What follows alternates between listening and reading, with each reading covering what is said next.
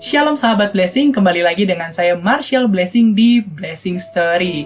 Blessing Story adalah sebuah wadah bagi setiap sahabat Blessing untuk menceritakan mengenai kebaikan Tuhan yang pernah dialami dan dapat dibagikan kepada seluruh sahabat Blessing yang lainnya, sehingga kebaikan Tuhan dapat juga dialami, bahkan menguatkan setiap sahabat Blessing lainnya yang mendengar kesaksian yang telah diberikan. Hari ini kita akan mendengarkan salah satu kesaksian dari sahabat Blessing yang bernama EM. Kita perkenalan terlebih dahulu ya. Halo, Shalom EM. Salam Kak Marcel. Apa kabarnya? Tuhan kabar baik Kak. Iya, boleh tahu EM kira-kira kesibukannya apa sih akhir-akhir ini? Saya mahasiswa tingkat akhir Kak di salah satu universitas Kristen di Sumatera Utara Kak. Wah, jauh banget ya. Tinggalnya berarti di Sumatera Utara. Salam ya dari Jakarta. Sahabat Blessing, hari ini kita mau mendengarkan kebaikan Tuhan yang dialami oleh EM ketika dia menjalani masa perkuliahan di mana Tuhan menolong kehidupannya. Oleh sebab itu, kita langsung aja ya mau dengar kesaksian kehidupan EM di mana pergumulan EM dibawa kepada Tuhan lalu Tuhan menolong. Dan waktu kita berikan kepada EM, silakan EM boleh cerita kesaksiannya. Terima kasih sebelumnya kepada Kak Marcel yang udah ngasih waktu kepada EM sendiri untuk menceritakan pergumulan ini. Pergumulan yang pernah saya alami, di mana dasarnya Tuhan yang sudah membantu saya, mengangkat saya melewati pergumulan-pergumulan yang sangat besar dalam hidup saya. Jadi teman-teman, ini merupakan cerita yang sudah saya alami 2 tahun yang lalu. Itu mulai dari tahun 2018, saya masih mahasiswa semester 3. Di situ mana orang tua saya itu mengalami penyakit. Penyakitnya ini bukan penyakit biasa. Penyakitnya ini sudah dibilang dokter bahwa ini merupakan penyakit ganas, di mana itu merupakan kanker di leher. Kami memang di sini keluarga yang berkecukupan, di mana kami memang bukanlah kaya-kaya kali. Jadi orang tua saya hanya bisa untuk menyekolahkan kami, menyekolahkan kakak kami dengan bertani saja. Karena orang tua saya bukan pegawai negeri seperti itu kan Kak. Jadi di waktu pergumulan semester 3 ayah saya mengalami penyakit itu merupakan kanker di leher, dan di situ orang tua saya sempat menyerah. Kami juga menyerah, perekonomian kami tidak ada, sedangkan saya dan kakak saya masih kuliah. Jadi orang tua saya tidak tahu lagi gimana caranya. Hari lampau hari, bulan berlalu, mereka semakin jauh kepada Tuhan. Bahkan saya juga semakin jauh kepada Tuhan. Orang tua saya bahkan memilih untuk berobat ke orang-orang pintar, seperti itu. Jadi keluarga saya pun menyarankan tidak usahlah ke dokter lagi. Dokter hanya membuat pikiran semakin kacau. Lebih baik ke orang-orang pintar. Meskipun memang orang tua saya memilih untuk jauh dari Tuhan, memilih orang-orang pintar, hati saya tidak setuju dengan perkataan mereka harus ke orang-orang pintar. Memang teman-teman, waktu pengobatan sama orang pintar tersebut di bulan 12 2018, saya sempat pulih. Kanker di lehernya itu tidak muncul lagi. Itu seperti gondok tapi besar. Itu memang sembuh dengan orang pintar ini. Namun setelah bulan 1 2019 penyakit itu muncul lagi. Jadi saya berpikir di situ, Tuhan di sini ingin mengetuk hati kami lagi. Serahkan semuanya saya sama saya. Saya kira kan Tuhan berkata seperti itu. Tapi orang tua saya memang saya kira kan tidak mendengarkan Tuhan lagi. Tahun baru 2019 penyakit itu muncul lagi, tambah besar, hingga bulan 3 ayah saya tidak bisa makan, sudah kurus. Dan bahkan saya sendiri pun pas disuruh pulang dari kampus, kebetulan saya kuliahnya di kota, saya harus pulang ke kampung 8 jam. Itu pergumulan sangat besar. Ya Tuhan apa ini? Jadi sampai kayak gitu. Tuhan, di mana Tuhan? Karena kan saya tidak percaya lagi. Tuhan di mana? Tuhan sudah tidak menganggap saya sebagai anak lagi. Ini anak Tuhan, tapi Tuhan di mana Tuhan? Seperti itu. Karena melihat kondisi ayah saya sudah sangat parah. Saya tidak bisa makan, tidak bisa minum. Setiap hari kami hanya memberikan makanan, tapi dimuntahkan. Semuanya dimuntahkan, bahkan tidak makan pun minta. Di bulan 3 itu juga, orang tua saya kembali lagi ke orang pintar, namun berbeda lokasi. Kami sampai pergi ke beda kabupaten hanya untuk berobat. Jadi orang pintar itu menyatakan bahwa itu bisa sembuh tanpa dokter. Tapi itu saya sangat bertentangan dengan orang pintar ini. Kenapa sampai dibilangnya bisa sembuh tanpa dokter? Padahal cuma tidur cuma mengolesi obat-obat, tapi bisa sembuh, tidak ada makan. Secara logika, orang bisa sembuh jika makan, sedangkan ayah saya tidak bisa makan, tapi dibilang orang pintar bisa sembuh. Hampir 2 bulan ayah saya berobat lagi ke orang pintar karena sama tersebut, tapi memang semakin parah. Hingga suatu hari saya menyatakan kepada kakak saya, kebetulan kakak saya ini juga mengikuti organisasi yang merupakan unit kegiatan mahasiswa Kristen juga di kampus kami. Jadi kami merupakan KM salah satu kemahasiswaan Kristen di kampus kami. Kakak saya ini pembina rohani, jadi saya menyatakan Kak, bagaimana ini? Ayah sudah tidak percaya lagi pada Tuhan, kita semakin jauh kepada Tuhan.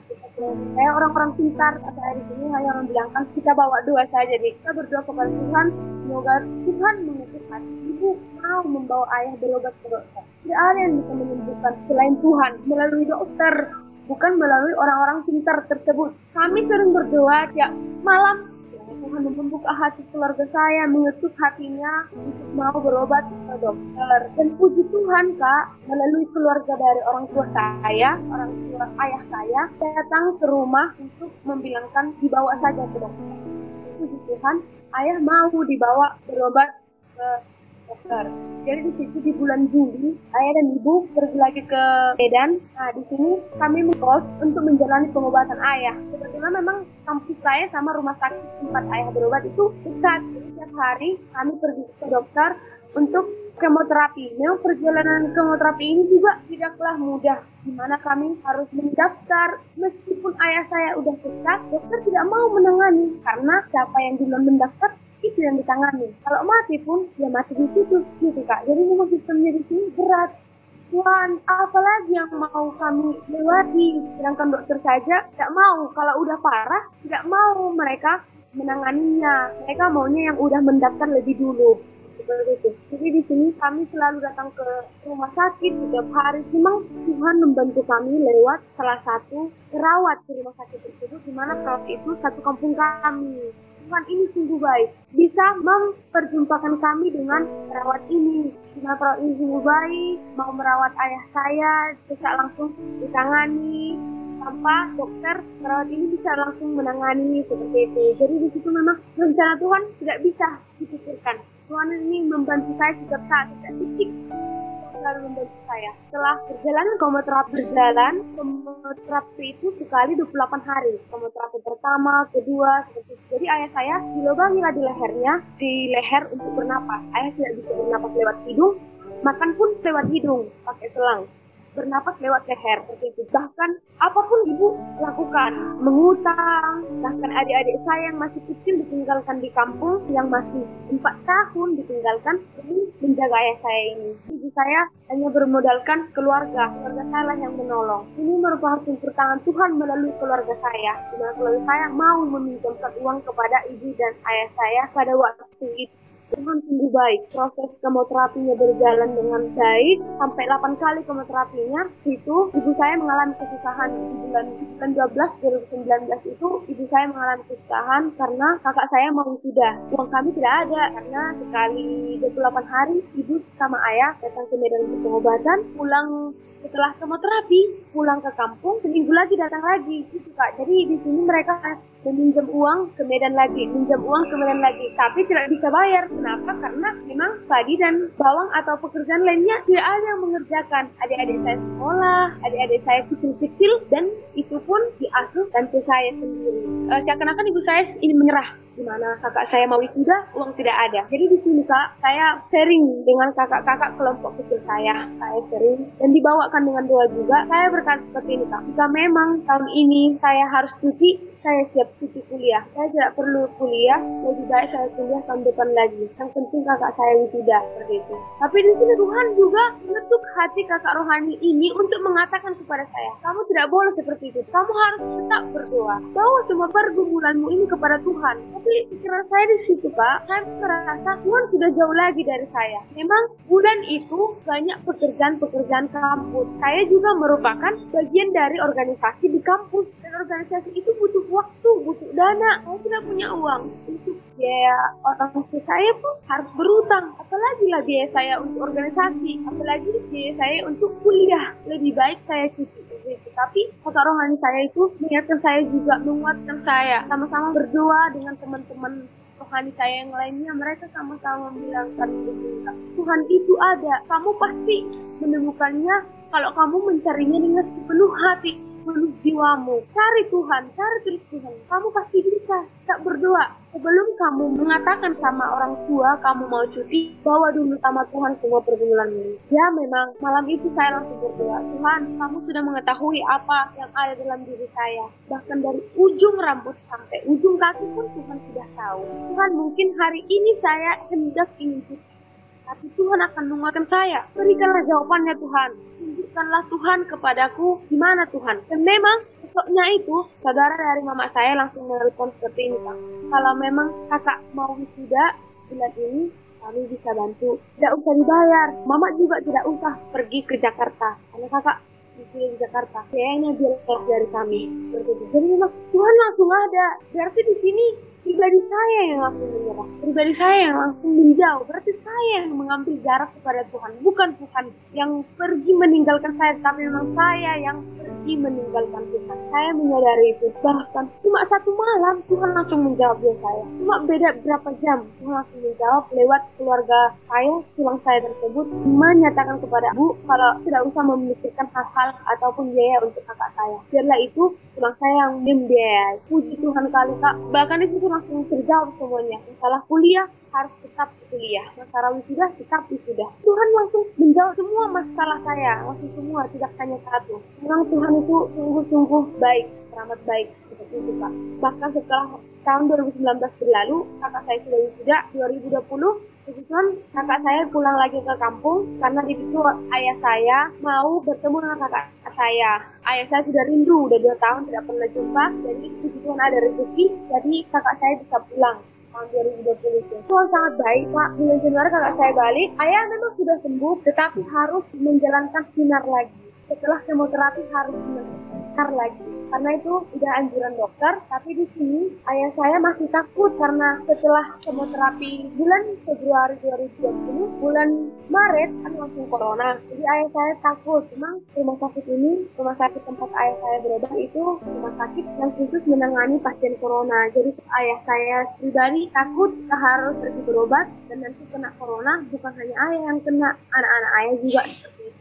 Jadi di bulan Maret sampai sekarang ayah tidak mengikuti sinar lagi, tetapi di sini ayah terus mengonsumsi obat dari dokter dan juga mengonsumsi obat-obat herbal. Memang ayah tidak lagi melanjutkan obat-obat dari orang-orang pintar yang pernah datang mengusir kami, tidak lagi kami lakukan. Puji Tuhan kali, di mana memang Tuhan sudah membantu kami melewati pencobaan-pencobaan dari 2018 sampai 2019 dan 2020 sampai sekarang ayah tetap dalam keadaan sehat dan puji Tuhan ayah sudah bisa lagi bernapas dari hidung, bernapas normal, bisa dari hidung lagi dan makan sudah dari mulut, makan tidak lagi pakai selang, tapi makan sudah bisa normal seperti biasa dari mulut. Di bulan Maret juga, puji Tuhan kakak saya sudah kerja di kampung karena tidak bisa lagi kembali ke Jakarta karena keadaan corona. Jadi kakak saya sudah kerja di kampung sampai sekarang. Jadi memang Tuhan sangat baik, sangat baik. Dan setiap persoalan pasti ada jalan keluarnya.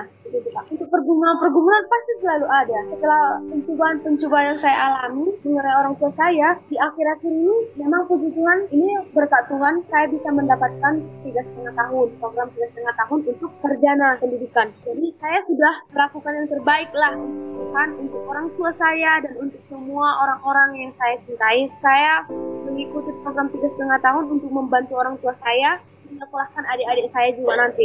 Jadi memang Tuhan sungguh baik, di mana saya diberikan kesempatan untuk seminar proposal pertama. Tuhan membantu saya, Tuhan teramat baik, di mana saya bisa mendapatkan seminar pertama. Sedangkan teman-teman saya sampai seminar 4, saya bisa melampauinya di seminar pertama. Jadi di bulan Februari kemarin sudah dibuka untuk pendaftaran sidang. Ini pergumulan saya di masa perkuliahan semester akhir lah. Dan ini juga untuk teman-teman sahabat blessing yang sedang mengerjakan skripsi, yang mengejar sarjananya. Bukan cuma teman-teman yang mengalami pergumulan tersebut. Di sini pergumulan saya itu memang saya mendapat dosen pembimbing yang susah dihubungi. Bukan karena dosen saya ini meminta materi, bukan. Tapi di sini dosen saya ini susah untuk diajak bertemu. Karena dosen saya ini selain sibuk di mengajar, dosen saya juga sibuk dalam bidang politik. Jadi di sini saya harus selalu mengingatkan dosen saya seperti itu. Dan untuk melewati bimbingan selama skripsi ini tidaklah mudah. Pergumulannya sangat-sangat banyak. Di mana dosen saya sangat sulit mengasihkan saya untuk sidang. Memang setiap pribadi dosen sangat berbeda. Kita tahu kalau dua dosen kita itu berbeda juga pribadinya. Bahkan saya dengan kakak saya pun berbeda pribadinya. Dosen pertama saya sangat baik dan dosen kedua saya sulit meng-ACC-nya. Dosen saya ini sangat susah untuk dijumpai. Selain rumahnya jauh dari kota di mana tempat saya kuliah, dia juga sibuk dalam bidang lain. Jadi saya di sini sering dengan Kak Marcel di DM Instagram seperti itu. Saya menseringkan segala yang saya gumulkan di mana dosen saya sulit mengasih saya dengan doa bersama dengan Kak Marcel juga di Sahabat Blessing. Saya mendapatkan kekuatan, Tuhan menguatkan saya, Tuhan mengingatkan saya bahwa pasti ada jalan, pasti ada pelangi seperti itu. Jadi memang dalam minggu itu tidak butuh waktu lama juga. Puji Tuhan, dosen saya langsung mengajak berjumpa. Dan di situ juga Tuhan sekali langsung di ACC. Memang saya tidak bisa mengajak sidang pertama karena sidang pertama itu tidak bayar DOP. Saya tidak bisa mengajak sidang pertama karena memang TOEFL saya belum ada. Jadi di sini saya juga bergumul, Tuhan, biaya TOEFL tidak murah. Dan juga untuk mengikuti TOEFL juga harus tinggi. Setiap kali saya membuka Instagram, saya melihat di Sahabat Blessing, Tuhan mengetuk hati saya untuk menseringkan ini dengan Kak Marcel, dengan Sahabat Blessing, untuk membawa setiap pergumulan kita kepada Tuhan. Selain berterima kasih kepada Sahabat Blessing, karena membantu saya berdua mengenai dosen saya juga menggumulkan mengenai TOEFL saya ini. Tuhan, tolong bantu untuk ikuti TOEFL, di mana TOEFL-nya akan berjalan di minggu ini di tanggal 6 Maret seperti itu. Nah, saya menseringkannya kepada Kak Marcel. Kak Marcel juga membawa dalam doa. Kan hari Sabtu ini saya akan mengikuti TOEFL. Jadi di sini dari TOEFL sendiri membantu saya. Kalau misalkan nanti kamu mau mendaftar sidang, kamu bisa tanpa menunggu 14 hari sertifikatnya keluar. Jadi saya bisa nanti hari Senin untuk mendaftarkan sidang. Hijau untuk minggu depan. Dari pergumulan hidup saya, memang banyak pergumulan yang saya alami, tapi di sini yang paling besar saya alami itu pergumulannya itu di masa kuliah. Teman-teman yang sedang kuliah jangan langsung berputus asa. Bahkan orang tua saya pun mengatakan seperti itu.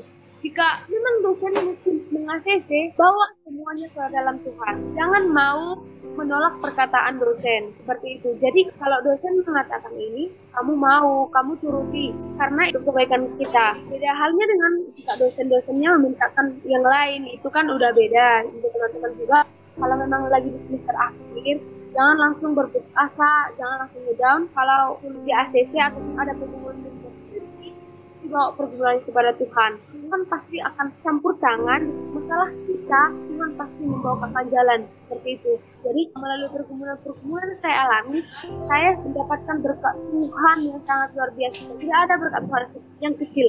Berkat Tuhan itu sangat luar biasa, lalu luar biasa. Memang di setiap pergumulan saya selalu punya prinsip yang tertulis di 1 Tesalonika 5:17 itu yang mengenai tetaplah berdoa. Saya selalu mengukir kata-kata ini dalam hati saya, tetap berdoa.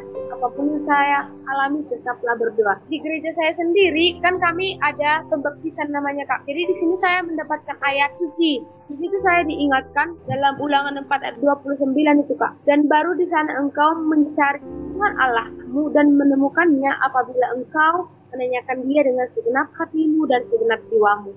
Ayat inilah yang menjadi landasan saya juga. Memang pas, selain berdoa, memang kita harus mencarinya dengan segenap hati dan segenap jiwa kita. Kita tidak bisa langsung menyerah. Di mana Tuhan? Di mana Tuhan? Tidak ada Tuhan, tidak boleh. Karena memang di situ kita mencarinya masih setengah hati. Bahkan tidak pakai hati pas mencarinya. Tuhan mengingatkan kita untuk mencarinya dengan sepenuh hati, sepenuh jiwa. Oleh sebab itu, saya juga mengajak teman-teman untuk selalu membawakan perkara-perkara kita kepada Tuhan. Di Filipi 4 ayat 13, segala perkara dapat kutanggung dalam Dia yang berkekuatan kepadaku. Jadi memang di sini kita pasti dikuatkan Tuhan, kita pasti bisa melewati segala sesuatunya. Tidak ada pencobaan yang diberikan Tuhan yang tidak bisa kita lewati. Semua bisa kita lewati, semua kita bisa jalani. Tuhan memberikan pencobaan itu karena Tuhan tahu kita bisa melewatinya. Jikalau teman-teman mengalami pergumulan dalam keluarga, dalam studi, dalam skripsi seperti yang saya ceritakan. Teman-teman juga bisa jadikanlah cerita saya ini sebagai pengingat, dan juga kalau seperti yang pengalaman saya pribadi, kalau orang tua kita sudah jauh kepada Tuhan, kita bawakan dalam doa sehingga Tuhan mengetuk hati orang tua kita melalui orang-orang yang kita kasihi. Seperti saya sendiri melalui keluarga saya, Tuhan mengetuk hati orang tua saya untuk mau menjauhi orang-orang yang tidak mempercayai Tuhan, yang lebih mengandalkan akalnya sendiri, tidak mengandalkan Tuhan. Jadi Tuhan di sini ingin kita datang kepadanya, ingin kita berseru kepadanya. Itulah untuk sharing mengenai pengalaman-pengalaman yang pernah saya alami. Thank you EM buat kesaksiannya. Wah, puji Tuhan ya, sahabat blessing, kita sangat diberkati melalui kesaksian yang telah EM ceritakan. Pertama, mengenai pergumulan di dalam keluarga, di mana orang tua dari EM sakit, lalu membawa pergumulan ini di dalam doa, lalu Tuhan menjawab melalui kerabat gitu ya, melalui keluarga untuk dapat menolong, memberikan kembali kesadaran bahwa Tuhan Yesus adalah satu-satunya penolong dan yang seharusnya selalu kita andalkan. Dan pergumulan EM pun di dalam masa kuliah, Tuhan tolong. Tuhan itu nggak pernah jauh, sahabat blessing. Tuhan itu selalu dekat, Tuhan itu ada, dan Tuhan itu mengetahui setiap pergumulan kita. Yang Tuhan mau adalah kita selalu datang mendekat kepada Tuhan, menceritakan segala pergumulan yang kita alami, dan percayalah, tepat pada waktunya Tuhan pasti akan menolong setiap kita.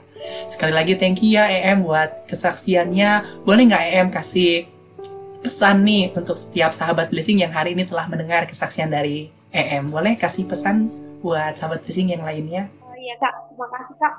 Kalau untuk pesan saya kepada sahabat-sahabat blessing, itu singkat: serahkanlah ketakutanmu kepada Tuhan dan tetaplah berdoa. Ya, Kak. Thank you EM. Serahkan segala kekhawatiran kita kepada Tuhan dan tetaplah berdoa.